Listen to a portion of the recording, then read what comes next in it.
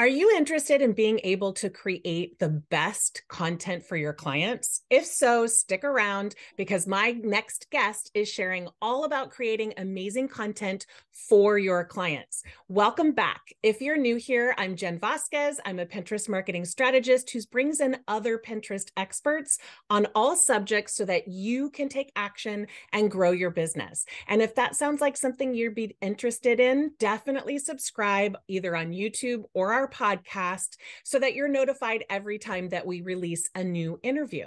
Today, I am so excited to be chatting with Sam of the Modern Health Nerd. As chief nerd at the Modern Health Nerd, Theresa, or Sam Houghton, is helping companies and brands get to know their customers and leverage their personal passions to write interesting, engaging, and long format content.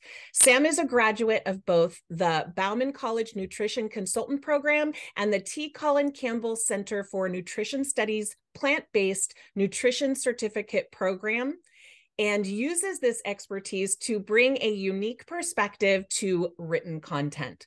Her writing appears regularly on nutritionstudies.org and the Upside by Vita Coast, and also she's been featured on Green Queen Media.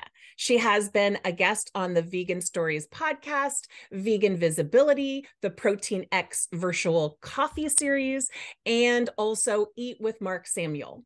When she's not writing or cooking, Sam likes to read study the Bible, cook tasty plant-based food, hang out at farmers markets, and knit cozy, crazy socks. Welcome, Sam. So happy to have you on the podcast and YouTube channel. Well, thanks for having me, Jen. I think this is going to be a lot of fun. And speaking of knitting crazy socks, it probably won't show you because I have a background up, but there's one. I love it. I love it.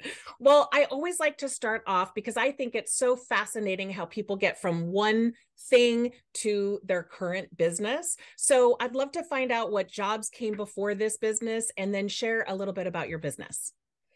I have kind of an interesting trajectory. It started, when you're a kid, you have like a bunch of different jobs, but I'd say the more consistent trajectory started when I actually went plant-based a little over 13 years ago. I was flexitarian, vegetarian for a while. Then I found out I'm lactose intolerant. So I was like, maybe if I eat vegan food, I won't have to worry about dairy. And then I just got fascinated by the health aspects of it. And that's when I got those 2 health coaching certifications. I took the T. Colin Campbell course first. I went to Bowman College second. And the more I learned, the more fascinated I got. And then once I got my nutrition consultant certification from Bowman, I started to do some health coaching, a little bit of a hard sell in my area. So I also discovered, hey, look, you can write content online and you can just sign up for this site. And there's all of these assignments that you can get. Yeah. What I didn't know was a content mill. So Yeah. I got stuck in the content mill treadmill for a while. I can't complain. It really was my bread and butter for a while. And it also gave me a lot of experience writing for different industries. But in early 2020, I connected with a business coach, and he really encouraged me to step out and do a little more. And so I started to, well, that's kind of when Modern Health Nerd came around. It wasn't called Modern Health Nerd yet, but I started doing the content creation and a little bit of strategy. I dabbled in everything for a while, even like in like social media and strategy things. And finally, just over time, it iterated, and now I'm with Modern Health Nerd, which actually came from the name of the podcast that I launched along the way. And I liked it so much, I was like, I think I'll rebrand as this.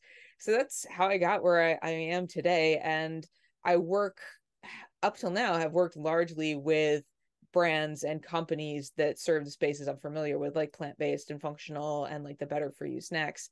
But I'm also starting to delve into some different areas, including like Web3, which really interests me. Very, very cool. So why do you focus on getting to know customers before doing any kind of marketing? It's kind of twofold.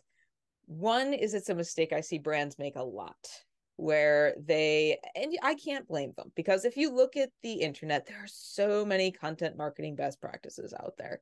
I'll say right now, I am not a fan of the term best practices because it just gets thrown around for any quote, anything I think is a good idea, Yeah. and then I write it up as an article and call it a best practice.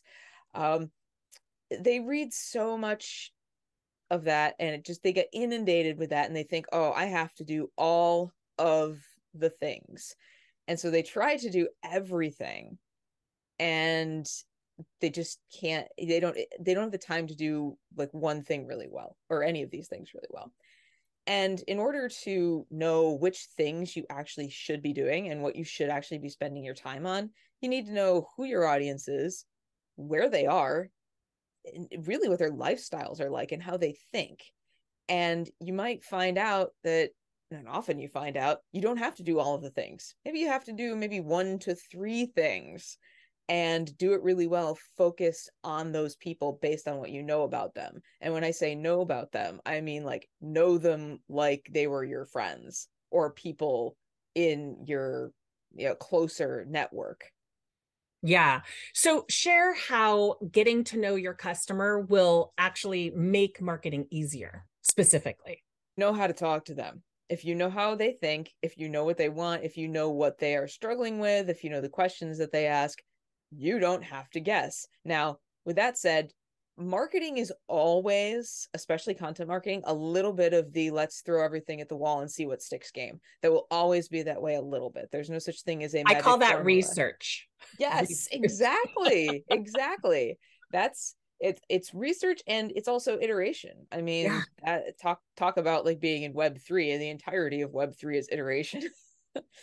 But you can spend less time doing that and be a little more certain that something's going to stick and you're going to hit your mark if you already know who you're talking to and the way they talk and how to relate to them as people versus relating to them as that nebulous group of customers you're Like, hi, hoping yeah, will like, buy. hi, friends, instead of saying, I know that you're struggling with this, right? It's Yes. way more impactful. So, what does your understand your customers process look like? And then why did you design it that way? It was one of those things, speaking of iterating, it was one of those things that I worked on over time. It has, I can tell you, there's just kind of a couple Yeah, ways that I can describe it. There sure. is the actual work that I do when I work with a brand, and there is a version that's a little bit easier that brands, or if they have the time and bandwidth, can do themselves. So I'll do the easier version first, because I'm sure people are like, oh, cool, something I can go take out and start doing. It's actually a 5-step process. And within that process, you start with reading the comments and the reviews that are related to your product and also to things like your competitors' products, whether it's your direct competitors or related competitors. You look at what people are saying about what they like, what they don't like, and any common words or phrases or common experiences or problems that are repeated areas of friction. And you also want to look for places where people are confused or they have misconceptions about your product. This is a huge thing, like in the functional product space. There's a lot of misconceptions about like health and functional, and it's, to some extent, like food products as well. And then you want to like dig into your customers' communities. Since you're not 100% sure where they are, it works, you have to look a lot of different places. You can guess pretty well based on your industry certain places that are good to look, like Facebook or Instagram. TikTok's a big one now. Depending on what industry you're in, you might want to look at Twitter or LinkedIn. Pinterest, which is your forte. And some places that are not really tapped a lot is Reddit, Quora, and forums. Forums still exist, and people have some really solid communities there where they'll talk about things that are related to products, or they'll actually talk about the kinds of products that they use right now if they're not using your products. You can find out, well, who else is delivering on what my customers want. And it's the same thing. You look for those common words and phrases. You look for any brand sentiment if people are actually talking about your brand. See what people are saying that can reveal things about their lifestyle habits or their shopping habits, or what preferences or other things make them make a purchase. These are things that can be related to any way that they shop, not just for your own kinds of products. And here's a fun one, and that's actually interviewing your customers. Now, working with food brands, I have had brands that have had the benefit of having started out at a farmer's market, so they've already kind of done Yes. this. Yes. They've already talked to people while people are trying their products. But especially if you're doing direct to consumer, or if you're like a service provider, you really need to have these interviews with your customers. You can throw together some questions. There are templates online. I have a template. It's not something that's like a downloadable, but I have one that I use with clients. And just pick 5 to 10 people from across the spectrum of your customers. Everybody from like the person who returns everything to your number one super fan. And just ask questions like how they found you, what their experiences have been like with your product, their own shopping and research habits, how they use social media, where they get information, even lifestyle habits, things that might not be directly related to your product, but could reveal interesting things about how your customers think and live. And from there, you can put together some personas.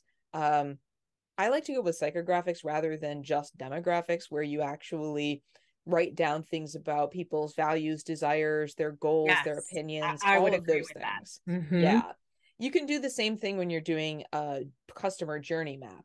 You can actually write down, like, at each phase of the journey, what are they thinking and feeling, and how can you connect with them there based on that and based on what you learned. And then from there, you can actually use what you learn to choose your content topics, because what people are asking and what they're talking about and what they're worried about or what they love, all of those things can be fantastic for content. And the key here is it's not always going to be, one, what you expect it to be, or two, what keyword research tells you it should be. Now, I am a big proponent of, if you're going to do keyword research, do it after you have written the content and then plug it in, because if you start with your customers first, you will get content that they actually want to read and that will actually help them. And then you can use the keywords to make it rank so it reaches the right people. So that is just kind of the shorter version. When I do it with clients, I will actually perform the keyword research in the background to have a basis. It does help to have some idea of what people are searching for, so you can have a direction to know for your research. I do all of the community research. I put all of that together. I read all the reviews, I read all the feedback, and I actually will give my clients a customer interview template based on their industry. And I'll give them a summary report of all of this, like an audience research summary. And then I will actually do like content sessions with people where we'll talk about brand purpose, we'll review their business goals and their content goals, and then we'll go through and create those personas, those journey maps, and talk together through the kinds of content that are going to be helpful to their customers. Now, I personally focus on long form written content like blog posts, articles, and things like what people refer to as thought leadership. I like to call them opinion pieces because that's what they are. Yeah. Also, we'll talk about what are the best platforms to repurpose this content on. I am not a social media person. That's why we need people like you, because I'm not a social media person, but I can advise clients on, where is this really going to hit hard? Like, would this make good videos? Would this make good, something to swipe on Instagram, something like that. Yeah, Carousels, that's the that word. that is all fantastic, and I agree with like all of it. The majority of our listeners, I find, and watchers on YouTube are service based. Yeah. So, like for me, for instance, I started as a wedding photographer back in 2009. I started the Pinterest business in 2018. But back then, I would build into my questionnaires some of those things like, why did you choose to hire me? Or why did you choose to do this service? Why did you choose to hire me? What about my services resonated with you? Those types of things. And I always can take those things and make content for it, with one exception.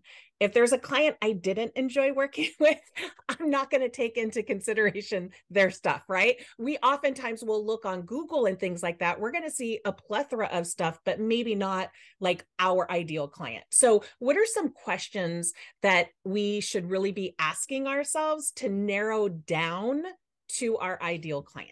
This is something I discovered with being a health coach. I would give people a questionnaire, big questionnaire, 10-part questionnaire. And I'd look at it and it would be like maybe 4 to 6 things would flag. And I'm thinking, they don't have 4 to 6 conditions. Where is the genesis of this? Same thing happens when you're doing your customer research. As you're going and you're looking for those common words and phrases, those habits, those lifestyle habits, you will start to see patterns. As soon as those emerge, start to narrow down based on those patterns. It does not take long. You don't have to do this for like, a year to find this. It takes, a few hours to start finding the very specifics and following them. If there is something that seems to be related and people are talking about the same thing or asking the same questions, you have the basis for your next steps and really narrowing down. And you'll find really quickly too if something is not a good fit. So basically, I think that the number one question to keep in mind is, if you were doing this research specifically for content, it's like, is this really going to inform my content, or am I just reading a whole bunch of people like just chitter chattering? Is this something that's going to make impactful content for these people? That's perfect. Everyone, we hear it really loud right now in the marketing industry about niching down and niching down. How far down should we actually niche, and can we be too narrow to like run a business? I think that it is possible to be too narrow. A good example, like for me, plant-based space is very small. It's very small. Even though it's growing, it's very small. There are not enough businesses there for everybody who services plant-based businesses. I think that that's true in a lot of industries. There are some industries that are very broad. But I really feel like the niching down thing is overdone. I feel like it puts people in a box. And then, especially when you start creating content, you can create content that is tangentially related, but is still based on stuff that your customers are interested in. Or something else I think is really important, your own passions and vision and mission. These are things that make your service or your brand more human. And if you niche down too far and start talking about these things that are quote unquote outside your niche, it's going to look weird. But if you're like, hi, this is who I am, this is what my business is, this is what I care about, this is what all of you care about, and make it more about your customers, I think that's more important than setting out and saying, I am going to service X niche. Because if you don't really understand what your customers are looking for, you can't really define a niche and then stay in it. I like to use the example of, like, say you have I'll use a brand example because I work with brands. Say you have a protein bar company and you think, my niche is people who pump iron at the gym because I have a protein bar company.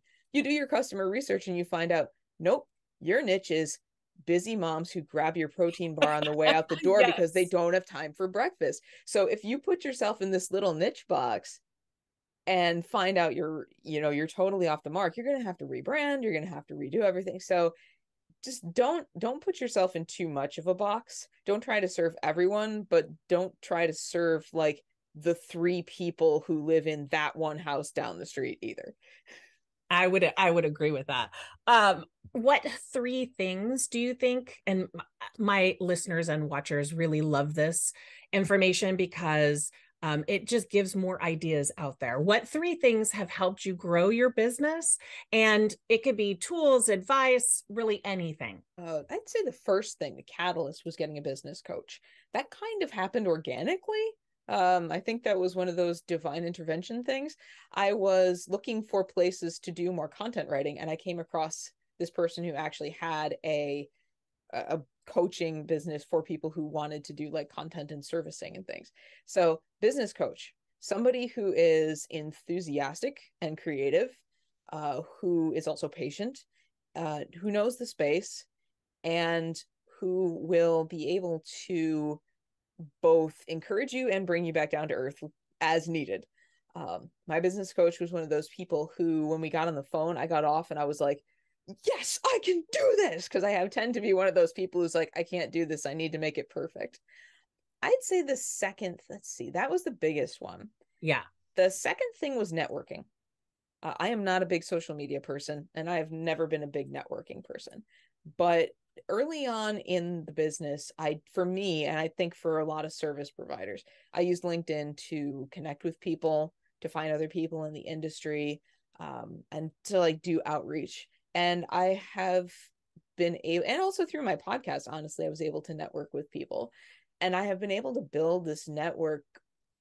I've talked to some people, just like, I talk to them and I'm in awe. They're just so smart. Like, the stuff that they do with like the tech and the things that they do in their jobs and their businesses, they're just so smart, so creative. And there's a lot of not only potential work in that, but a lot of encouragement and a lot of inspiration.